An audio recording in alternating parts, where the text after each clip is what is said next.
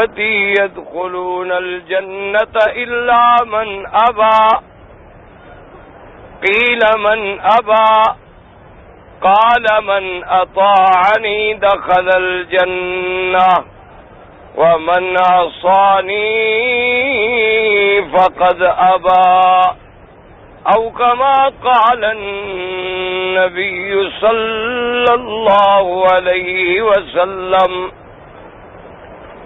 صدق الله العلي العظيم وصدق رسوله النبي الكريم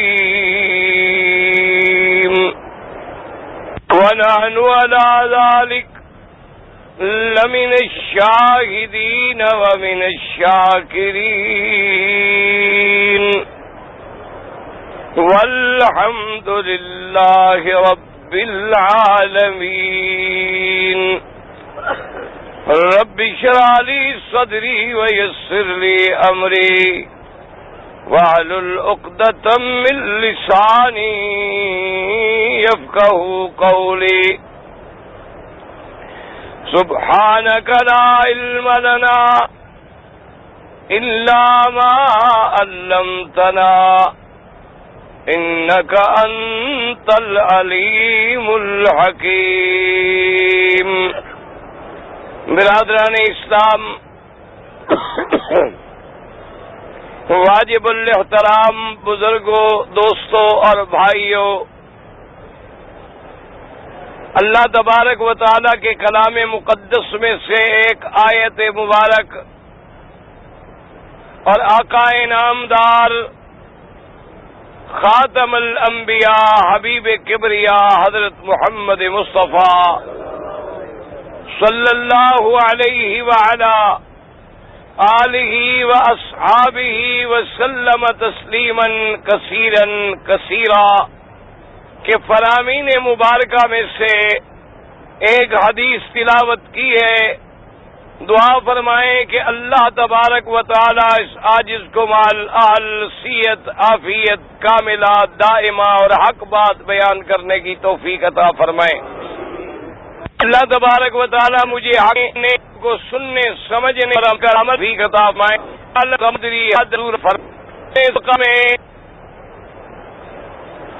معروف میں یہ بات سمجھائی تھی کہ سب سے پہلا اور اہم ترین مسئلہ جو ہے وہ اللہ تبارک و تعالیٰ کی توحید ہے. اور توحید کی بھی 3 قسمیں عرض کی تھی کہ ایک تو اس کی ربوبیت پر ایمان ہے اور ایک اس کے اسماء و صفات پر ایمان ہے، اور اہم جو ہے وہ توحید الوہیت ہے.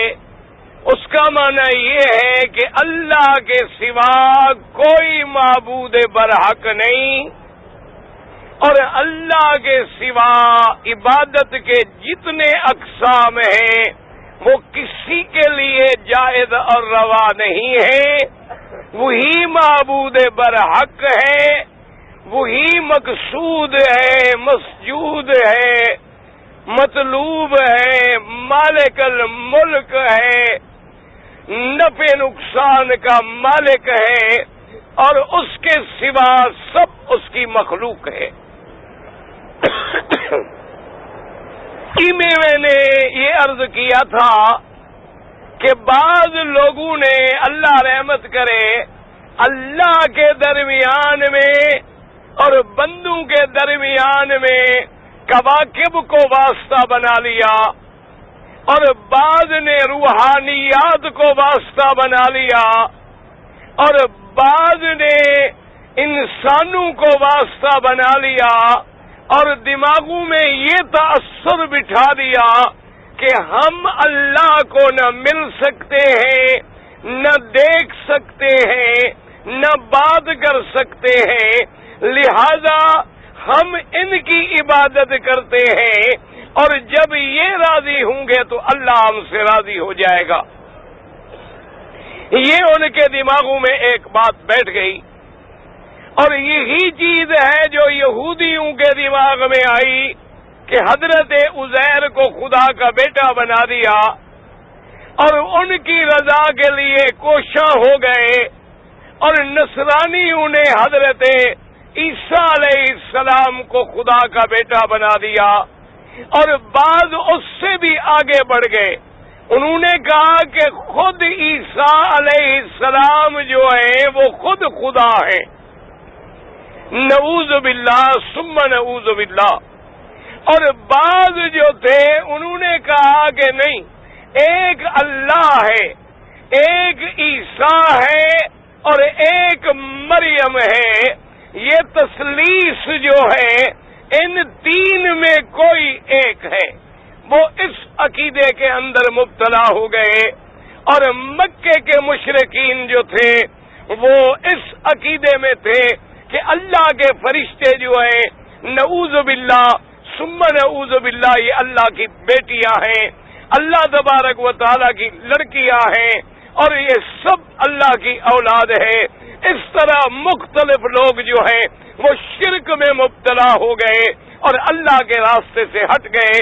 حالانکہ اللہ کا راستہ کیا ہے کہ ان الذین قالوا ربنا اللہ، جو اللہ کی ربوبیت کے، اللہ کی الوہیت کے قائل ہوں اور پھر اس عقیدے پہ جمے رہے۔ اس میں آپ ضرور شریف پڑھیں اور میں اپنی بات کروں۔ بڑا شدید قسم کا اللہ رحمت کرے نزلہ ہے، لیکن یہ دن ایسی ہے کہ دل نہیں چاہتا کہ آدمی اپنے آرام کے لیے اپنے ان آنے والے ساتھیوں کو اللہ کے دین کی کوئی بات نہ پہنچائے، لیکن اس کے لیے صرف ایک التجا ہے کہ آپ اللہ سے دعا کر دیا کریں کہ اللہ ہماری بیماریاں، ہماری کمزوریاں، ہماری پریشانیاں جو ہے سب دور فرما دیں اور دین کی بات کہنے کی توفیق عطا فرمائیں۔ اب یاد رکھیں کہ سیدنا علی سب کے رضی اللہ عنہ، حضرت علی رضی اللہ عنہ خلیفہ راشد ہیں، داماد محمد مصطفیٰ ہیں، میرے مدنی کے ججزاد بھائی ہیں، آپ ہر لحاظ سے اعلیٰ عرفہ شان والے ہیں، اور اللہ نے انہیں فیصلے کی اور بلاغت، خطابت، فصاحت میں اتنا بلند مقام عطا فرمایا کہ دشمن بھی ان کی شان کے قائل ہیں۔ انہوں نے ایک بات فرمائی ہے، اگر وہ بات یاد کر لیں، پلے باندھ لیں، انشاءاللہ کبھی اللہ تبارک و تعالی گمراہ نہیں کریں گے بلکہ گمراہیوں سے بچ جائیں گے۔ سیدنا علی نے فرمایا سیہلک فی فئتان، کہ لوگوں میرے بارے میں دو فرقے جو ہیں وہ برباد ہو جائیں گے۔ یہ بنیادی بات ہے، سیدنا علی کی بات کو سمجھیں اور دل و دماغ میں بٹھا لیں۔ سیدنا علی رضی اللہ عنہ آپ نے فرمایا کہ میرے بارے میں دو جماعتیں، دو پارٹیاں، دو فرقے جو ہیں وہ ہلاک اور برباد ہو جائیں گے، صرف ایک جماعت ہے جو نجات پہ ہوگی۔ ساتھیوں نے پوچھا کہ حضرت وہ دو جماعتیں کون سی ہیں جو ہلاک ہو جائیں گی؟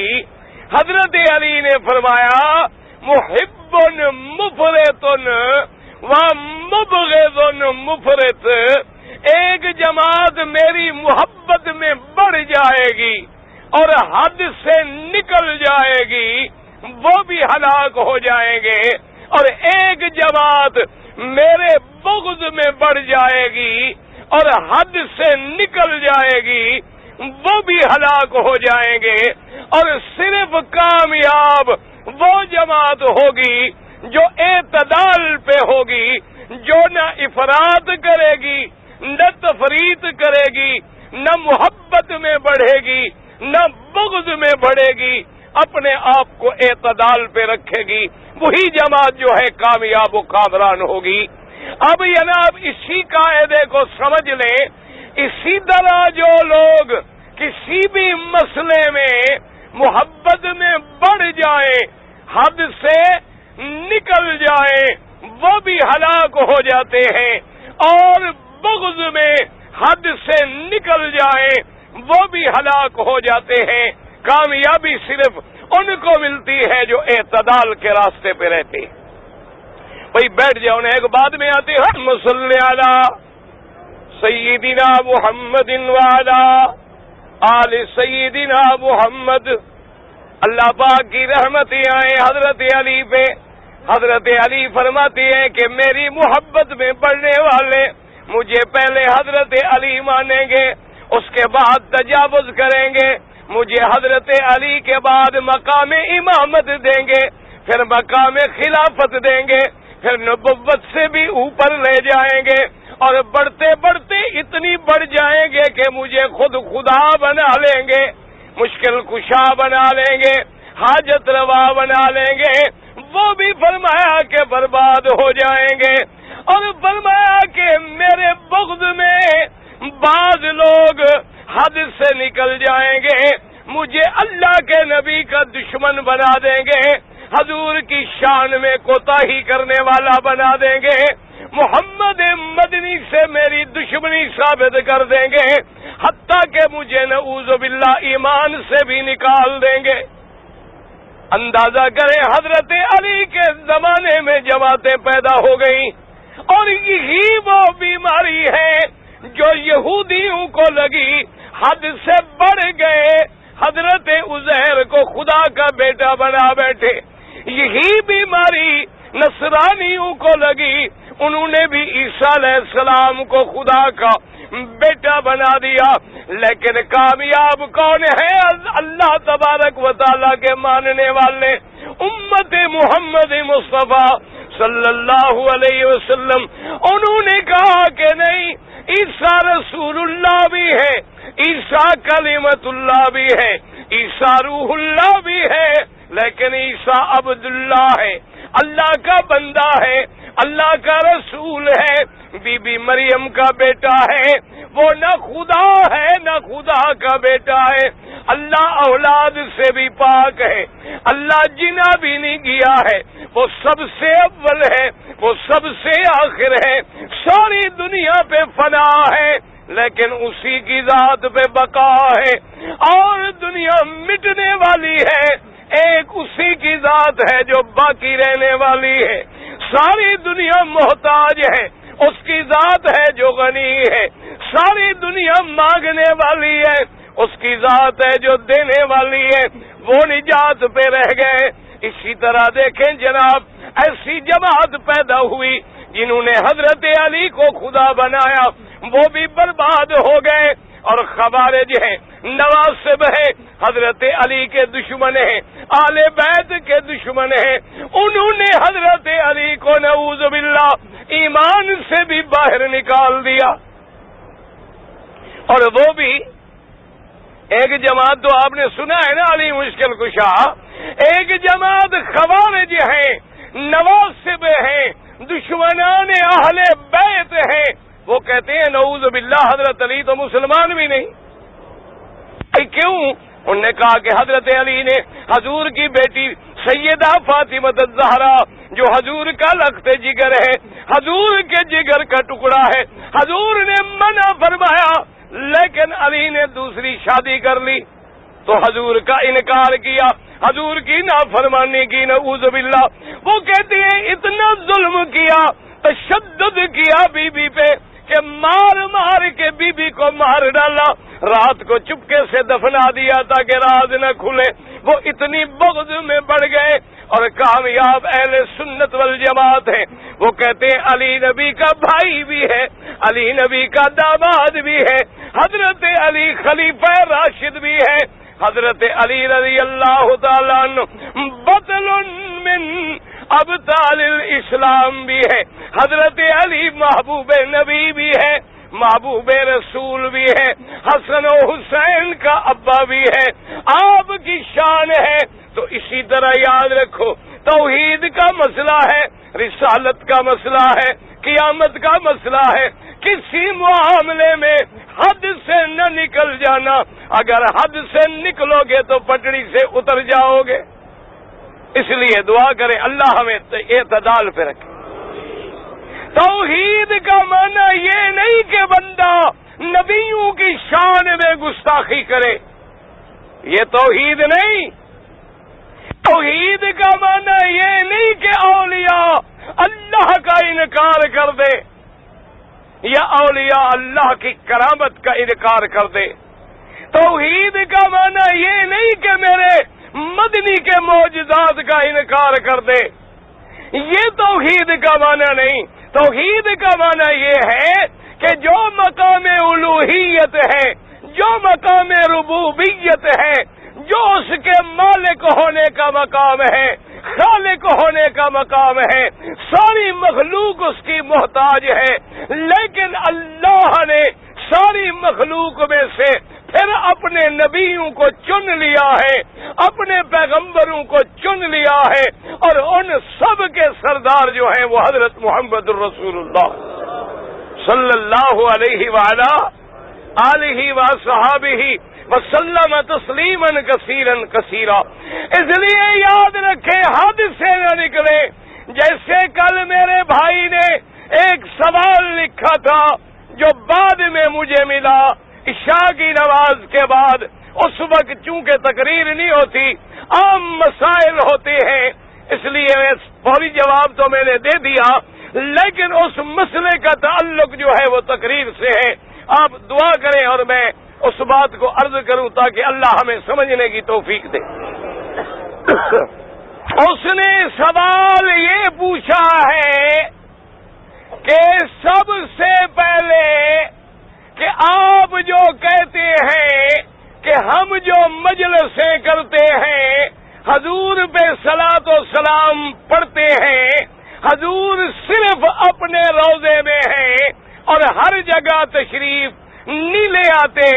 اس نے کہا کہ حدیث مبارک میں آتا ہے کہ قبر میں جب آدمی مر جاتا ہے 3 باتوں کا سوال ہوتا ہے۔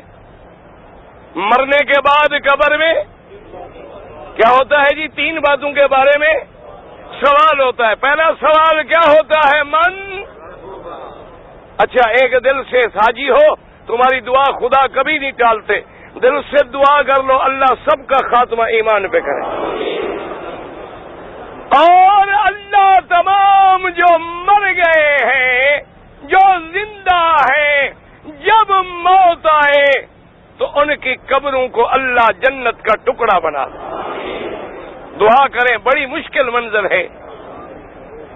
اس لیے اب دیکھیں، سب سے پہلے تو یہ سمجھیں کہ اس عذاب قبر میں بھی لوگ حد سے نکل گئے۔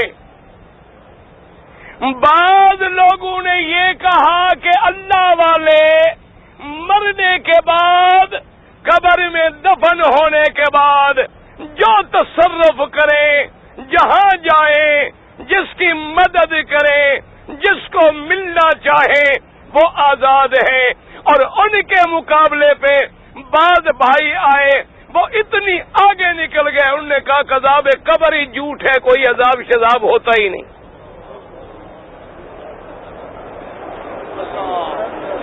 سمجھ آ رہی ہے بات کہ نہیں آ رہی؟ ایک پارٹی نے کہا کہ جناب مرنے کے بعد جو اللہ والے ہیں وہ ہماری باتیں بھی سنتے ہیں، فریادیں بھی سنتے ہیں، ہمارے دکھ درد کو بھی جانتے ہیں، اور جب ہم انہیں پکارتے ہیں وہ ہماری مدد کو بھی آتے ہیں۔ اس لیے کتابوں میں لکھا ہے کہ جب تمہیں کوئی مشکل پیش آ جائے، 2 رکعت نماز پڑھ کے بغداد کی طرف رخ کر کے 11 قدم الٹے پاؤں چلو، اور یا عبد القادر جیلانی شیئن للہ کا وظیفہ پڑھو، تیری ہر مشکل حل کرنے کے لیے عبد القادر پہنچیں گے اور تیری مشکل حل ہو جائے گی۔ یہ ادھر بڑھ گئے۔ ان کے مقابلے پہ جو حضرات آئے انہوں نے کہا کیا باتیں کرتے ہو، آدمی مر گیا، روح نکل گئی، اور مومن کی روح علیین میں، کافر کی روح جو ہے وہ سجین میں چلی گئی. اب یہ جسد بیکار ہے، ریزہ ریزہ ہو گیا، مٹی میں مل گیا، کوئی عذاب نہیں، کوئی ثواب نہیں، کوئی قبر میں تکلیف نہیں. مرنے کے بعد جب اللہ اٹھائیں گے اس وقت پھر روح ملے گا، پھر فیصلے ہوں گے، ثواب بھی ہوگا، عذاب بھی ہوگا. لیکن قبر میں کچھ نہیں ہوتا، کیونکہ روح کا تعلق ہی نہیں. جب قبر میں ہے کوئی نہیں تو بات ہی ختم ہو گئی. اب یہ دونوں پارٹیاں اصل میں حد سے نکل گئی. دعا کرو اللہ ہمیں اعتدال پہ رکھے. اللہ نے ہر چیز کے حدود رکھے ہیں نا. دیکھو نا، اللہ نے ہمارے رشتوں میں بھی حدود ہے. ماں کا مقام ماں کا ہے، بیٹی کا مقام بیٹی کا ہے، بہن کا مقام بہن کا ہے، بیوی کا مقام بیوی کا ہے. ایمان سے کہیں، اگر کوئی بیوی کو محبت میں ماں بنا لے تو حد سے نکل گیا کہ نہیں؟ یا ماں سے گستاخی کرے اور وہی لفظ کہے جو بیوی کو کہتا ہے تب بھی برباد ہو گیا. کیوں؟ حد سے نکل گیا. سمجھ آ رہی بات؟ سب سے پہلی بات یہ سمجھیں کہ جیسے عقیدہ اہل سنت والجماعت ہے کہ اللہ کی توحید برحق، میرے مدنی کی رسالت و ختم نبوت برحق، اسی طرح قیامت بھی برحق، اسی طرح عذاب قبر بھی برحق. اگر قبر میں عذاب نہ ہوتا تو میرے مدنی ہمیں دعائیں نہ سکھاتے کہ اللہ ہمیں عذاب قبر سے پناہ عطا فرما، اللہ ہمیں فتنہ قبر سے پناہ عطا فرما. تو جب نبی نے دعائیں سکھلائیں، اور صرف دعائیں نہیں بلکہ صحیح حدیث ہے میرے پاک نبی کی، سیدنا محمد الرسول اللہ کی، سب کہتے صلی اللہ علیہ وسلم. جب حضور کا نام آئے درود پڑھا کریں، حضور کے نام پر درود پڑھا کریں. بدعتوں میں مبتلا نہ ہوں، حضور کے نام پہ درود نہ پڑھے اور لاکھ انگوٹھے چومے، کوئی دھیلے کا فائدہ نہیں ہوتا. اصل فائدہ یہ ہے کہ جب نام آئے تم درود پڑھو، اللہ 10 رحمتیں نازل فرماتے ہیں. اور حاجیوں، خدا کی شان دیکھو، ایمان سے کہو، اللہ نے حکم دیا ہے میرے بندے نماز تم پڑھو، روزہ تم رکھو، حج تم کرو، زکوٰۃ تم ادا کرو، جہاد تم کرو، خیرات نفقات تم کرو. فرمایا ایک شان والا کام ہے کہ میں بھی اپنے محمد پہ رحمتیں بھیجتا ہوں. ان اللہ و ملائکتہ یصلون، اللہ بھی اور اللہ کے ملائکہ بھی، لیکن اللہ کا صلاۃ بمانے رحمت ہے کیونکہ اس کی شان کے مطابق ہے. ملائکہ کا درود بھی ان کی شان کے مطابق ہے. آگے کیا فرمایا؟ ایمان والو تم کیا کرو؟ صلو، میرے مدنی پہ صلاۃ بھیجو اور سلام بھیجو. اب ملائکہ بھی صلاۃ بھیجیں، اللہ بھی صلاۃ بھیجیں، مومن کو بھی حکم صلاۃ کا ہے. اللہ نے کہیں یہ نہیں فرمایا کہ فرشتے بھی انگوٹھے چومتے ہیں تم بھی انگوٹھے چومو، کہیں فرمایا ہے؟ تو اس لیے اپنے بات کو سمجھا کریں، عقیدے کو سمجھا کریں. اب دیکھیں کہ آمنہ کے لال، اور یہ بھی یاد رکھ لیں، امام ابو حنیفہ سب کہہ دو رحمت اللہ ہے، امام شافعی، امام مالک، امام احمد بن حنبل کہہ دو رحمت اللہ، اللہ کی کروڑوں رحمتیں. یہ چارے امام اس بات پہ متفق ہیں کہ عذاب القبر حق، کہ عذاب قبر جو ہے وہ حق ہے. انہوں نے لکھا جو عذاب قبر کا منکر ہے وہ گمراہ ہے. اس لیے دعا کرے اللہ ہمیں گمراہ نہ بنائے. اچھا، حضور نے کیا دعا؟ اللہم انی اعوذ بک من عذاب القبر وَأَعُوذُ بِكَ مِن فِتْنَةِ الْمَسِيحِ الدَّجَّالِ۔ حضور نے فرمایا امت کو کہ دعا مانگو کہ اللہ قبر کے عذاب سے بچا لے، اللہ قبر کے فتنے سے بچا لے۔ اس لیے صحابہ کہتی ہے کہ جب سیدنا عثمان کہہ دو رضی اللہ عنہ کے سامنے قبر کا ذکر آتا، حضرت عثمان روتے روتے داڑھی مبارک جو تھی وہ تر ہو جاتی۔ صحابہ کہتے کہ عثمان تم اتنا کیوں روتی ہو؟ فرمایا کہ پہلی منزل آخرت کی قبر ہے، اگر یہ منزل آسان ہو گئی تو سمجھو آگے بھی خیر ہے، اور اگر پہلی منزل میں پھنس گئے تو سمجھو آگے بھی مشکلات ہیں۔ اسی طرح صحیح حدیث میں ہے آمنہ کے لال خاتم الانبیاء سیدنا محمد الرسول اللہ حضور کے زمانے میں مسجد میں حضور کے ایک بڑھیا تھی، بوڑھی عورت تھی، مسجد کی صفائی کرتی تھی، بیمار ہو گئی۔ حضور نے فرمایا صحابہ یہ بڑھیا جب مر جائے، موت آ جائے مجھے خبر کرنا، میں مدنی اس کا جنازہ پڑھوں گا۔ اب خدا کی شان ہے وہ بوڑھی بیچاری رات کو مر گئی، رات میں مر گئی۔ صحابہ نے مناسب نہ سمجھا حضور کو جگانا، انہوں نے کہا رات کا وقت ہے، حضور کو تکلیف دیں، جنازہ ہی پڑھنا ہے، ہم پڑھ لیں گے۔ دفن کر دیا۔ صبح جب حضور آئے آپ نے فرمایا خبر دو اس بڑھیا کا کیا حال ہے؟ انہوں نے کہا حضور وہ تو رات بیچاری مر گئی، وہ تو دفن بھی ہو گئی۔ آپ نے فرمایا چلو مجھے اس کی قبر بتلاؤ، مجھے اس کی قبر بتلاؤ۔ صحابہ ساتھ آئے، قبر بتلائی، حضور نے جنازہ قبر پہ کھڑے ہو کے پڑھا۔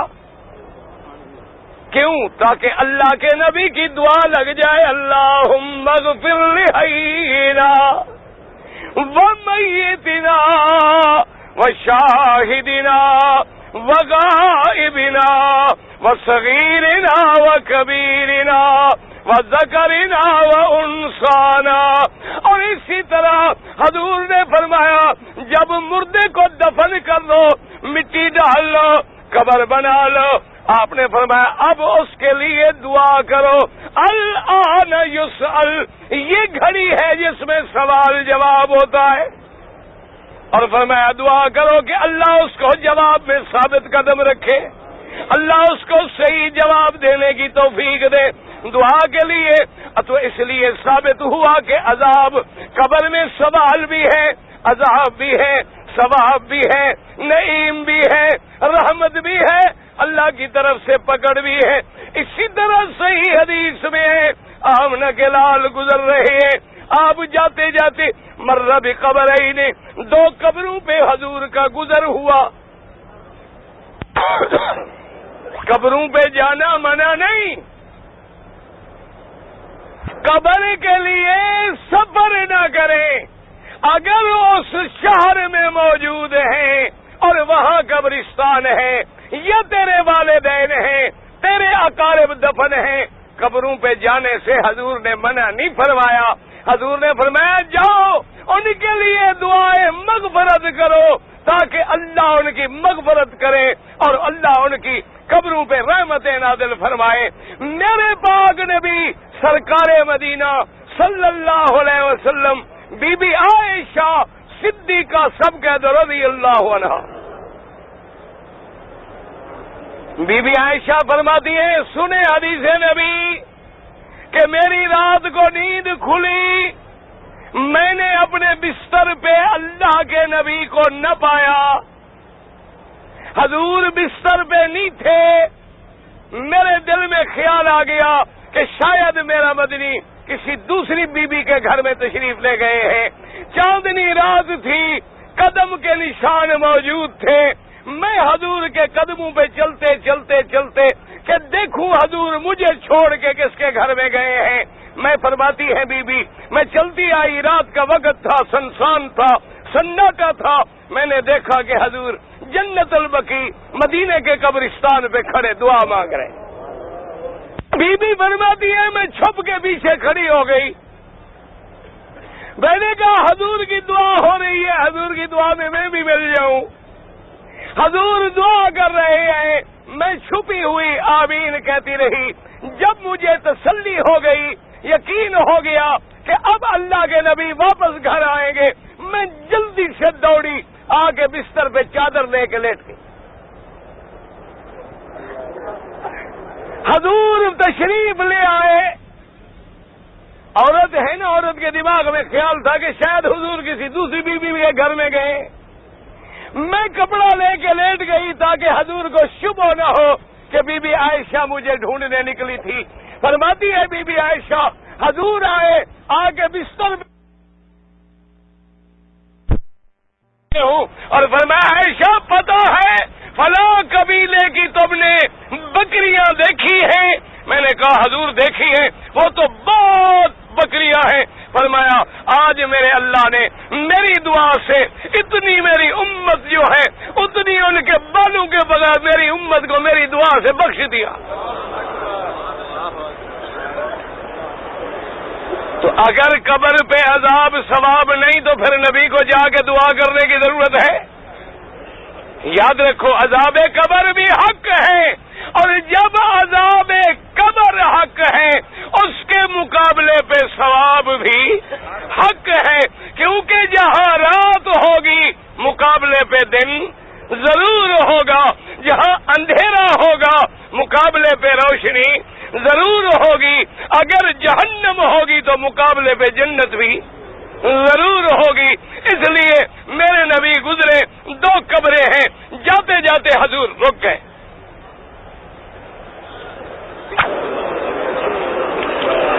حضور رک گئے اور صحابی کو حکم دیا کہ میرے صحابی خادم نے عرض کیا کہ یا رسول اللہ، فرمایا یہ سامنے جو کھجور کا درخت ہے اس کی ایک چھڑی لے آؤ۔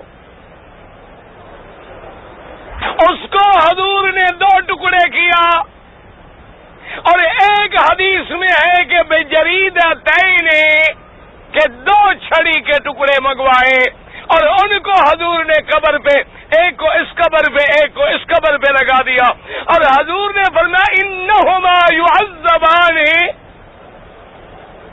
ان 2 قبر والوں پہ عذاب ہو رہا ہے، وما یعذبان فی کبیر، اور ان کو جو عذاب ہو رہا ہے وہ بھی ایسے گناہوں پہ جن کو یہ بڑا نہیں سمجھتے تھے۔ اور حضور نے فرمایا میں نے جو یہ لکڑیاں لگائی ہیں، کھجور کی چھڑیاں لگائی ہیں، جب تک یہ تر رہیں گی، جب تک یہ تر و تازہ رہیں گی، یہ اللہ کا ذکر کریں گی، اور اللہ تبارک و تعالیٰ ان کے عذاب میں تخفیف فرما دیں گے، اللہ ان کے عذاب میں تخفیف فرما دیں گے۔ تو اب حضور نے اپنی آنکھوں سے دیکھا کہ انہما، کہ ان 2 قبر والوں پہ عذاب ہو رہا ہے، تو معلوم ہوا عذاب قبر جو ہے حق ہے۔ میرے پاک نبی نے اپنی آنکھوں کے ساتھ دیکھا ہے، اللہ تبارک و تعالیٰ نے حضور کو دکھلایا ہے۔ اور اسی طرح ایک حدیث میں ہے، یاد رکھیں، حضور نے فرمایا کہ اگر اللہ کی مخلوق، اگر انس و جن عذاب قبر سے ڈر نہ جاتے، اللہ تمہیں بھی دکھلا دیتا، تمہیں بھی سنوا دیتا، لیکن بندے پھر قبر میں اپنے مردوں کو ڈر کے دفن بھی نہ کرتے۔ اس لیے اللہ نے ایک برزخ کا پردہ رکھ دیا ہے کہ ہر کسی کو نظر نہیں آتا کہ بھی عذاب ہو رہا ہے یا ثواب ہو رہا ہے، لیکن عذاب قبر جو ہے وہ برحق ہے۔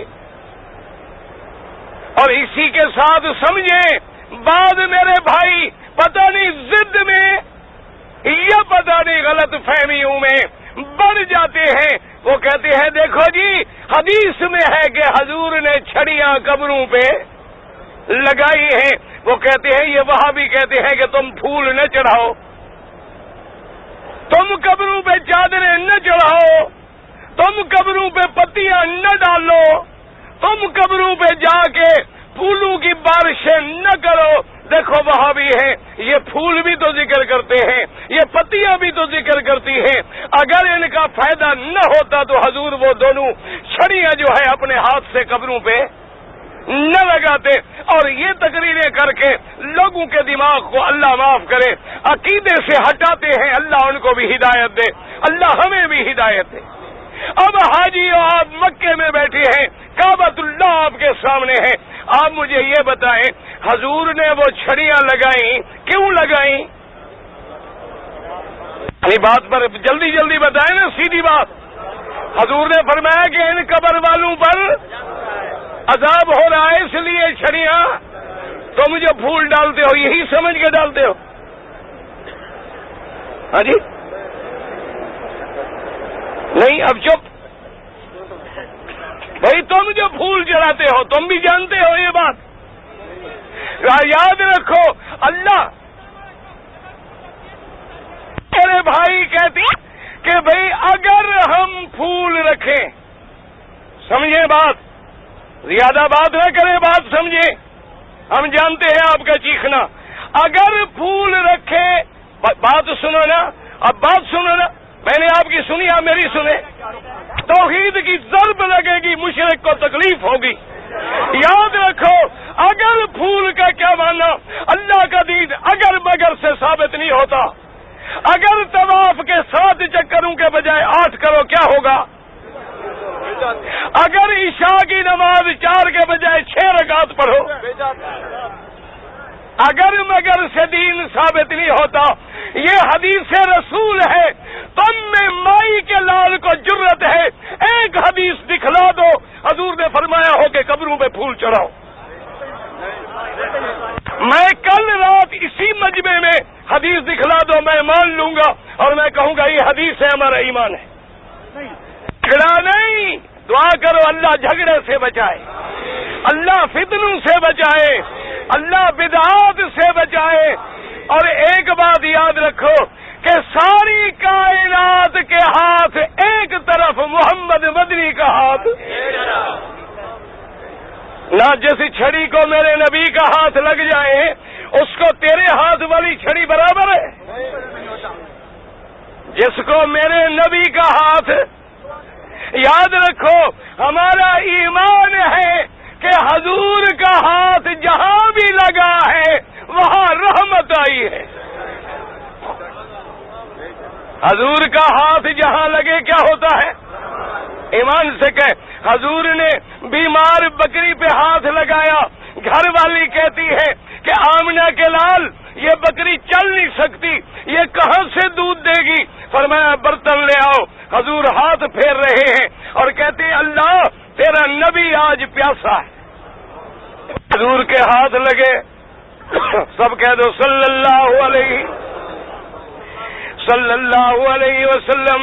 حضرت صدیق فرماتے ہیں حضور نے خود دودھ نکالا، ایک برتن بھر گیا، پھر دوسرا برتن بھر گیا، پھر تیسرا برتن بھر گیا، کیونکہ محمد مدنی کے ہاتھ لگ گئے، وہ رحمت للعالمین، ان کے ہاتھ بھی رحمت، ان کی نبوت بھی رحمت، ان کی رسالت بھی رحمت، ان کا وجود بھی رحمت، ان کا آنا بھی رحمت، ان کا دنیا میں رہنا بھی رحمت، ان کا مدینہ بھی رحمت، ان کا شہر بھی رحمت، کون ان کا مقابلہ کر سکتا ہے؟ صحابی کہتی ہیں خدا کی قسم ہے ایک آدمی اتنا سا پانی ہے اور ہزاروں کا لشکر ہے۔ صحابہ نے کہا یا رسول اللہ پانی کوئی نہیں، فرمایا جو ہے لے آؤ، اپنے ہاتھ اندر رکھ دیے۔ صحابی کہتی ہیں خدا کی قسم ہے ہاتھ رکھنے کی دیر تھی، سارے لشکر نے پانی پی لیا لیکن برتن خالی نہیں ہوتا۔ بات کو سمجھو، چیخنے سے مسئلے نہیں ثابت ہوتے، مسئلے قرآن اور حدیث سے ثابت ہوتے ہیں۔ اب سمجھے جناب کہ عذاب قبر برحق ہے کہ نہیں؟ اگر عذاب برحق ہے تو رحمت بھی برحق ہے۔ اللہ اکبر۔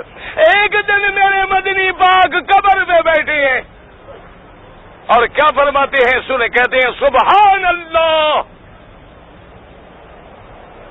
دوسری دفعہ فرمایا سبحان اللہ، اور تیسری دفعہ فرمایا سبحان اللہ۔ جب حضور نے یہ کہا صحابی حیران ہو گئے، انہوں نے کہا حضور کیا وجہ ہے؟ آپ نے کبھی پہلے قبر پہ یہ نہیں فرمایا۔ فرمایا کہ میں بھی قبر پہ موجود ہوں اور قبر نے پکڑ لیا۔ تو میں نے کہا اللہ تو پاک ذات ہے، مہربانی کر، تیری شان ہے کہ تیرا نبی بھی قبر پہ بیٹھا ہے۔ اللہ نے بھی مہربانی کی، اللہ نے میری دعا منظور کر لی اور قبر کھل گئی۔ اس لیے یاد رکھو کہ عذاب قبر برحق ہے۔ اب سمجھو قبر میں سوال کیا ہوگا؟ پہلا من کہ تیرا رب کون ہے، اور دوسرا سوال کیا ہوگا؟ من نہ سمجھو مسئلہ، یاد رکھو پہلے لفظ میں من ہے، دوسرے میں ماں ہے، دوسرے میں ماں دینوں کا، تیرا دین کیا ہے، اور تیسرا سوال کیا ہے؟ ما تقول فی حق ھذا الرجل۔ تیسرا سوال کیا ہے؟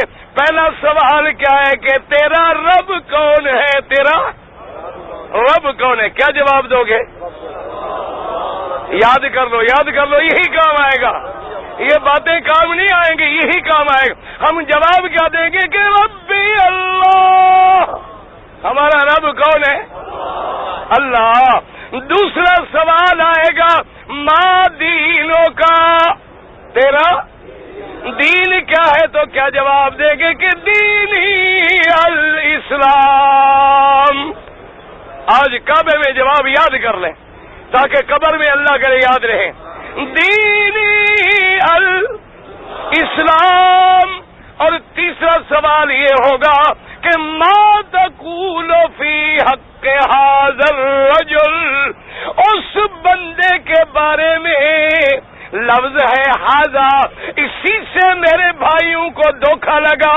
انہوں نے کہا کہ حضور جب ھذا کا لفظ ہے اور ھذا قریب کے لیے ہوتا ہے، اس کا معنی یہ ہے کہ حضور ہر قبر میں تشریف لاتے ہیں، اور بعض علماء نے کہا کہ نانا قبر میں تو نہیں آتے، لیکن وہیں سے سارے دروازے کھول کے محمد مدنی کو دکھاتے ہیں اور پھر پوچھتے ہیں کہ کیا کہتے ہو اس کے بارے میں۔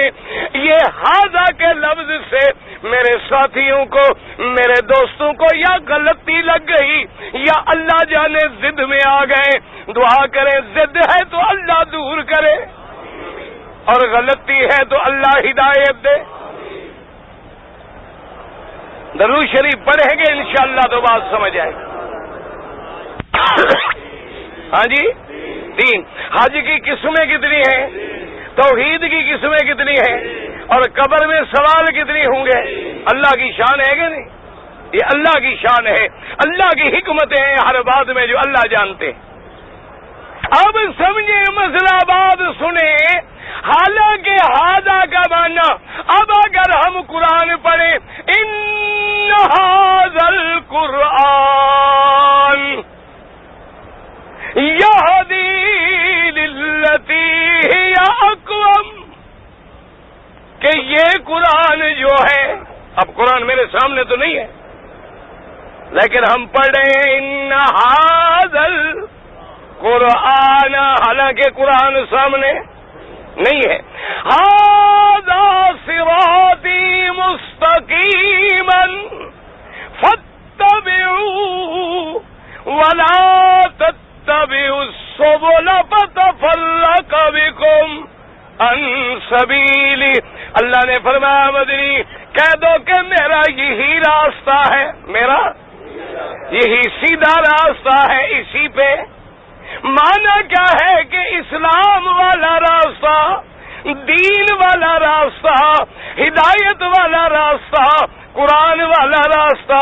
اب ھذا صراطی کہنے کا معنی یہ نہیں کہ ہم راستہ لے کے سامنے آئے، بلکہ سوال کا معنی یہ ہے، دوسری حدیث میں وضاحت آ گئی کہ ما تقول فی حق ھذا الرجل الذی بعث فیکم، اس شان والے کے بارے میں کیا کیا عقیدہ ہے جو تم میں نبی بنا کے کیا بنا کے؟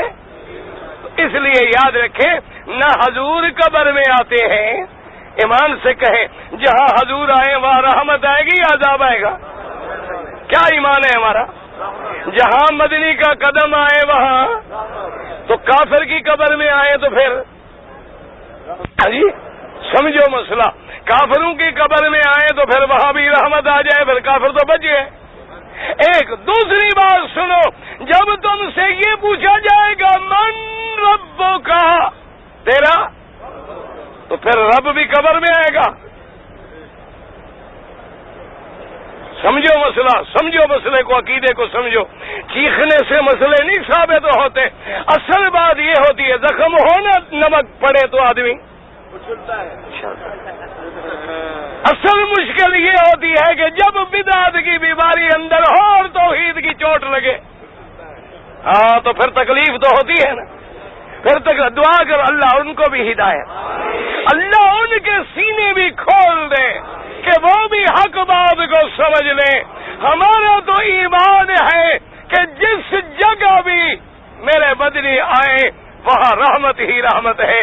یاد رکھیں اللہ نبی کو کسی قبر میں نہیں بھیجتے، معراج پہ بلائے تو جبریل آتا ہے، معراج پہ بلائے تو 1,24,000 نبی آتا ہے، معراج پہ بلائے تو ملک آتے ہیں، جنت سجتی ہے۔ یعنی کہ اللہ اپنے نبی کو ہر قبر میں بلا لے۔ من یہ ہوتا ہے جیسے اللہ کی ذات عرش اعلیٰ پہ ہے، اس کا معیت علم سب کے ساتھ ہے۔ جیسے خدا کے بارے میں سوال ہوگا، یہ مانا نہیں کہ خدا قبر میں ہے اور جگہ نہیں ہے۔ دین کے بارے میں سوال ہوگا، کوئی کھڑکی کھول کے اسلام نہیں دکھلایا جائے گا۔ اسی طرح نبی کے بارے میں سوال ہوگا، وہاں ہم کیا جواب دیں گے؟ ربی اللہ، ہمارا رب کون ہے؟ اور دوسرا جواب دیں گے دین کیا ہے، اور ہمارے جس کو بھیجا گیا وہ کون ہے؟ محمد الرسول اللہ، وہ اللہ کے رسول ہیں، وہ اللہ کے نبی ہیں۔ اور جو کافر ہے پتہ ہے وہ کیا کہے گا؟ جو کافر ہے وہ کیا کہے گا جب پوچھیں گے کہ من ربو کا، تیرا رب کون؟ وہ کہے گا ہاں لا ادری، ہائے ہائے مجھے کوئی۔ جس نے سینکڑوں جگہ سجدہ کیا ہو کس کس کا نام لے؟ ایک ہو تو یاد رہے، ایمان سے کہو بھئی سینکڑوں جو ہوں۔ اب ہندو کو جو کہو قبر میں کہ بتاؤ کون ہے رب، وہ 35 کروڑ دیوتے کا نام جانتا ہے لو؟ اس کو وہاں جو پوچھو کہ اللہ کون ہے، وہ کہے ہاں جی پتہ نہیں، کبھی ادھر کبھی دیوی کبھی دیوتا، کبھی کالی کبھی شنکر، کبھی کرشنا کبھی گنگا کبھی جمنا، کس کس کا نام لے کری۔ اسی طرح جو اللہ کی توحید کو نہیں مانتے، غیروں کی قبروں پہ سجدے کرتے ہیں، وہ کس کس کا نام لیں؟ اور جو موحد ہوگا وہ کیا کہے گا؟ ان الذین قالوا آئے ربنا اللہ ثم استقاموا، اور پھر اسی عقیدے پہ جمے رہے۔ اللہ فرماتا ہے ان کی شان کیا ہے؟ تتنزل علیہم الملائکہ، کہ جب مومن موحد پہ موت آتی ہے، موت کی گھڑی قریب آتی ہے، نزع لگتی ہے، سکرات لگتی ہے، اللہ کے فرشتے آتے ہیں، وہ کہتی ہے اللہ تخافوا ولا تحزنوا، اے ایمان والو آگے کا بھی ڈر نہ کرو اور پیچھے کا بھی غم نہ کرو، وابشروا اور مبارک ہو تمہیں جنت کی، مبارک ہو تمہیں جنت کی۔ اور حدیث میں آتا ہے رحمت کے ملائکہ آتے ہیں اور آ کے کیا کہتی ہے، اور ملک الموت کیا کہتا ہے؟ یا ایتھا الروح الطیب فی الجسد الطیب فاخرجی الی روح وریحان وإلی کا زبان. ملک الموت کہے گا اے پاک روح پاک بدن میں چلو جنت کی طرف، تو اس رب کی طرف جو رب تجھ پہ ناراض نہیں ہے. دعا کر اللہ ہم پہ بھی راضی ہو جائے، اللہ ہم پہ بھی راضی ہو جائے. اس لیے سمجھے کہ عذاب قبر بھی حق ہے، وہاں سوال ہوگا، کچھ دکھایا نہیں جائے گا. اسی طرح جنت بھی حق ہے اور نعیم جنت بھی حق ہے. اسی طریقے سے جنت کے انعام بھی حق ہیں. حدیث مبارک میں آتا ہے جب مومن سوال جواب میں کامیاب ہو جائے گا، اللہ کے فرشتے کہیں گے نم کا نومت العروس، اے مومن اب لیٹ جا، آرام کر قیامت تک، اب جنت کی طرح سو جا، اب تمہیں تیرا رب جگائے گا. اس لیے حد سے نہ نکلیں اور یاد رکھا کریں چیخنے کی بات الگ ہے. ہمیشہ یاد رکھیں حق والے کا مسئلہ قرآن سے، حق والے کا مسئلہ محمد کے فرمان سے. سب کہہ دو صلی اللہ. حق والا کہے گا قرآن یہ کہتا ہے، حدیث میں یہ آتا ہے، اور باطل کی نشانی یاد کر لیں. وہ کہیں گے اگر ہم کر لیں تو مگر کیا ہوتا ہے. ایک نشانی ہمیشہ یاد رکھنا. ایک بات وہ یہ نہیں کہے گا قرآن میں ہے، وہ یہ نہیں کہے گا حدیث میں. کیوں؟ اگلا کہے گا دکھاؤ کہاں ہے حدیث. وہ کہے قرآن میں ہے، وہ کہے گا جی آیت پڑھو. وہ کہتے ہیں نہیں جناب، اگر یاد رکھو آپ 9 تاریخ کو انشاءاللہ کہاں ہوں گے. سمجھو 9 کو کہاں ہوں گے. دعا کر اللہ سب کو نصیب کرے، اللہ سب کو صحت سلامتی کے ساتھ نصیب کرے. کہاں ہوں گے 9 کو؟ اچھا عرفات سے ہم کب نکلیں گے؟ سورج ڈوبنے کے بعد، پہلے نکلنے کی اجازت نہیں ہے. جب سورج ڈوب جائے گا تو کہاں سے نکلیں گے؟ اچھا اب ایمان سے کہو سورج ڈوب گیا ہے، نماز مغرب کا وقت ہو گیا ہے، عبادت خدا کی ہے، اگر حاجی عرفات میں مغرب پڑھ لے تو مگر کیا ہوگا؟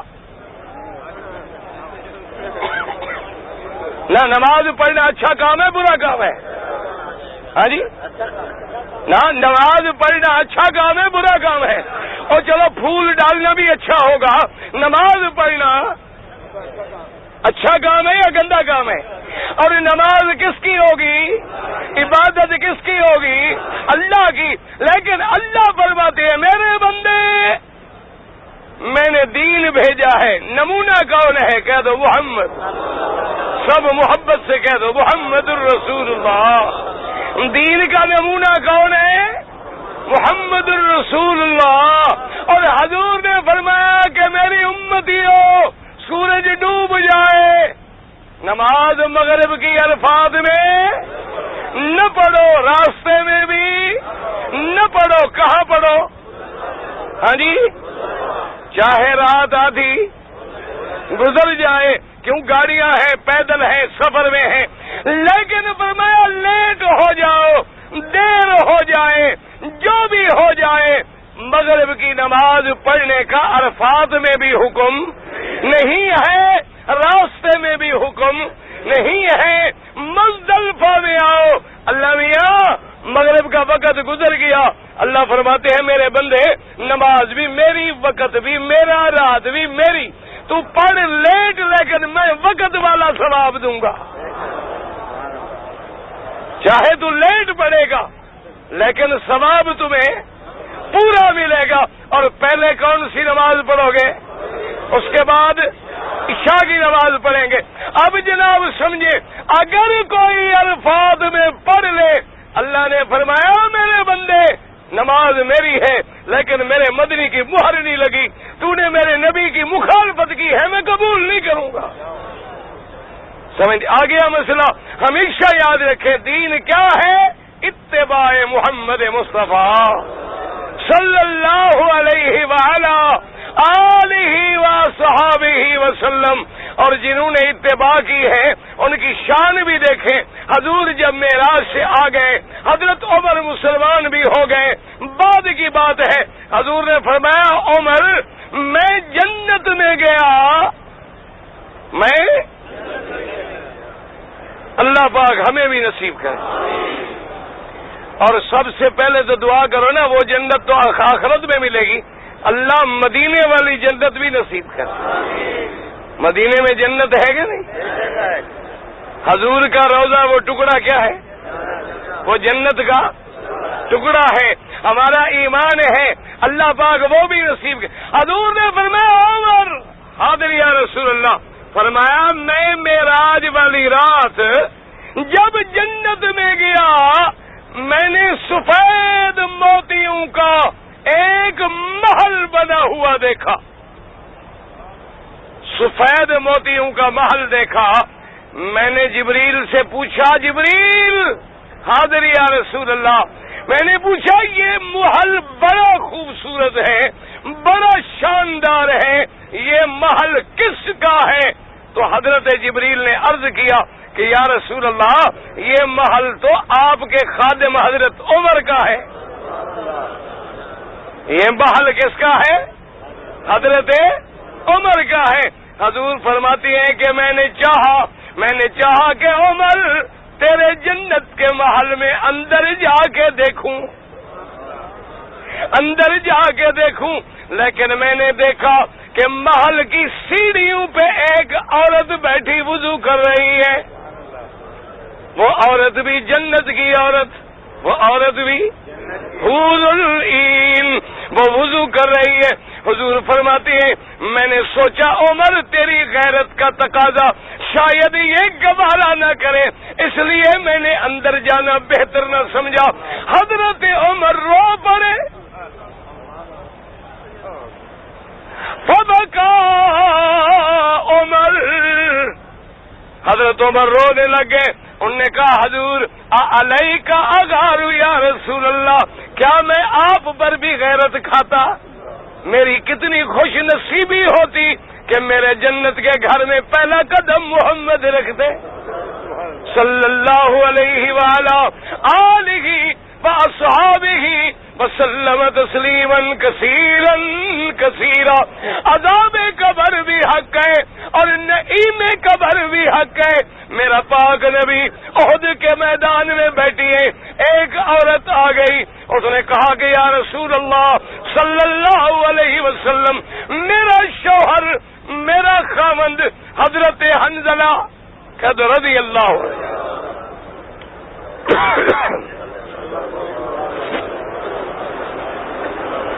اس نے کہا حضور میرا خاوند حضرت حنظلہ غسل کے لیے بیٹھے تھے کہ آواز آئی کہ اللہ کے نبی احد جا رہے ہیں، جلدی دوڑو۔